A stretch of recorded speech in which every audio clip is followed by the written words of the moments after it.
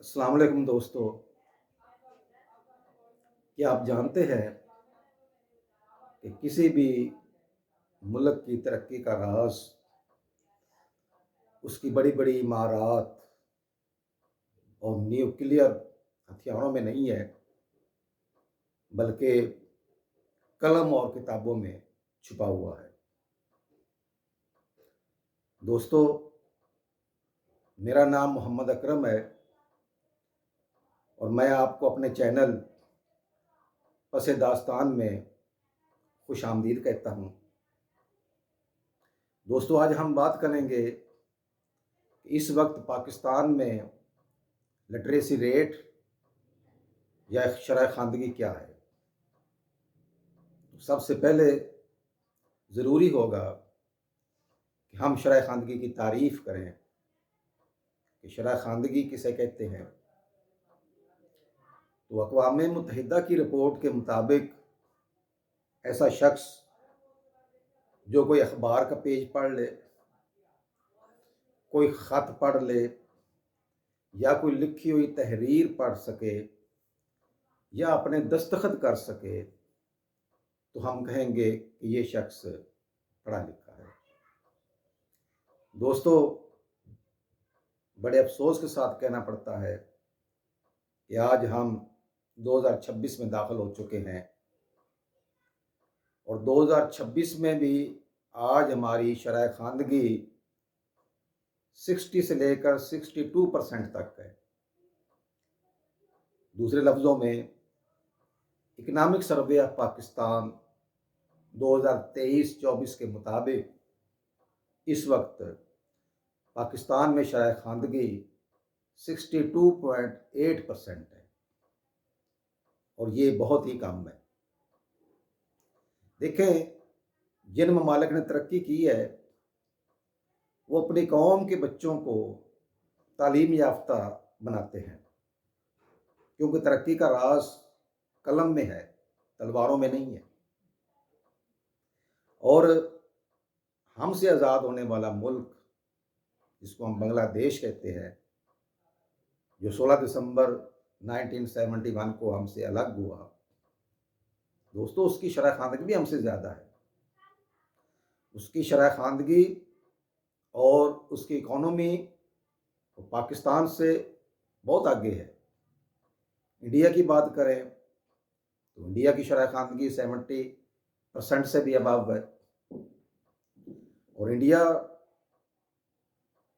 جب یہ ملک تقسیم نہیں ہوا تھا اس بر صغیر میں 1857 کی جنگ کے بعد 20 سال بعد، یعنی 1857 کی جنگ آزادی کے 20 سال بعد 1877 میں اسی بر صغیر میں پڑھے لکھے یا BA پاس ہندوؤں کی تعداد 622 تھی، جبکہ مسلمان اس وقت ٹوٹل 24 تھے۔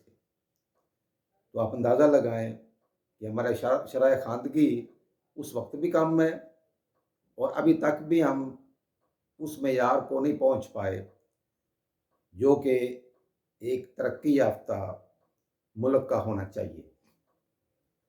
دوستو، اگر ہم بات کریں اپنے پنجاب کی، تو پنجاب چونکہ آبادی کے لحاظ سے سب سے بڑا صوبہ ہے اور اس وقت پنجاب کی شرح خواندگی 66% ہے۔ پنجاب کے بعد دوسرا صوبہ سندھ ہے۔ اب صوبہ سندھ کی اگر ہم بات کریں، اندرون سندھ تو خیر اس کی صورتحال اور زیادہ خراب ہے، کیونکہ سندھ میں شرح خواندگی 58% ہے، اور اس کے بعد اگر ہم خیبر پختونخوا کی بات کریں اس کی 55% ہے، اور آخر میں ہم اپنے رقبے کے لحاظ سے جو سب سے بڑا صوبہ ہے جس کو ہم بلوچستان کہتے ہیں، جس کو اللہ تعالیٰ نے بے شمار قدرتی وسائل سے نوازا ہے۔ یہاں سے گیس بھی نکلتی ہے، جہاں ریکوڈک میں سونے کے وسیع ذخائر ہیں، کوئلہ موجود ہے، لیکن افسوس کے ساتھ کہنا پڑتا ہے کہ بلوچستان میں اس وقت شرح خواندگی 42% سے 45% تک ہے۔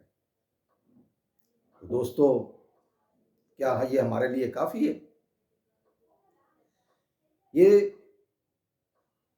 ہمارے برصغیر میں سر سید احمد خان، جن کے بارے میں بابا اردو ڈاکٹر مولوی عبدالحق کہتے ہیں کہ قصر پاکستان کی تعمیر میں سب سے پہلی اینٹ اسی مرد مجاہد نے رکھی ہے۔ اور سر سید احمد خان کو تعلیم سے بے پناہ لگاؤ تھا، اور انہوں نے مسلمانوں کو یہ تلقین کی کہ آپ اپنی توجہ تعلیم پر دیں اور سیاست سے دور رہیں۔ اور دوستو، اس کے لیے انہوں نے نہ صرف یہ زبانی کلامی تلقین کی بلکہ کئی عملی اقدامات بھی اٹھائے۔ انہوں نے 1859 میں 1859 میں مراد آباد میں ایک اسکول بنایا۔ 1861 میں انہوں نے غازی پور میں ایک اسکول بنایا۔ 1863 میں انہوں نے سائنٹیفک سوسائٹی کی بنیاد رکھی، جس کا مقصد انگریزی زبانوں کا اردو میں ترجمہ کرنا تھا، تاکہ ایسے لوگ، ایسے مسلمان جو زیادہ پڑھے لکھے نہیں ہیں، کم از کم وہ اردو میں پڑھ تو سکے۔ پھر سر سید احمد خان کا ایک بہت بڑا کارنامہ یہ انہوں نے 1875 میں MAO ہائی اسکول کی بنیاد رکھی، Mohammedan Anglo Oriental high school, اور جو 2 سال کے مختصر عرصے میں ترقی کر کے کالج کے درجے تک پہنچا۔ اور سر سید کی یہ بڑی خواہش تھی کہ میں اس کالج کو یونیورسٹی کے درجے تک لے کر جاؤں، لیکن چونکہ سر سید کی زندگی نے وفا نہ کی، آپ کی وفات 1898 میں ہوئی، لیکن سر سید نے جو پودا لگایا تھا، یقین جانیں کہ وہ ترقی کرتے کرتے 1920 میں 1920 میں مسلم یونیورسٹی کے درجے تک پہنچا، اور آج بھی علی گڑھ میں مسلم یونیورسٹی بچوں کو زیور تعلیم سے آراستہ کر رہی ہے، اور کئی ایک ممالک کے بچے وہاں آ کر تعلیم سے فیض یاب ہو رہے ہیں، اور جب کبھی وہ اپنا تعارف کراتے ہیں کہ میں علی گڑھ کا فارغ التحصیل ہوں، لوگ اسے سیلوٹ کرتے ہیں۔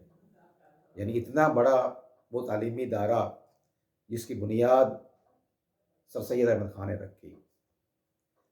دوستو، میں آپ سے ایک سوال کرتا ہوں کہ کیا ہماری شرح خواندگی ایسے ہی رہے گی؟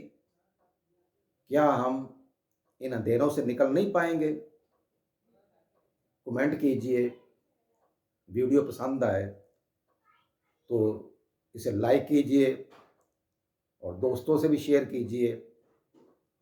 کل انشاءاللہ ہم کسی نئی ویڈیو کے ساتھ حاضر ہوں گے۔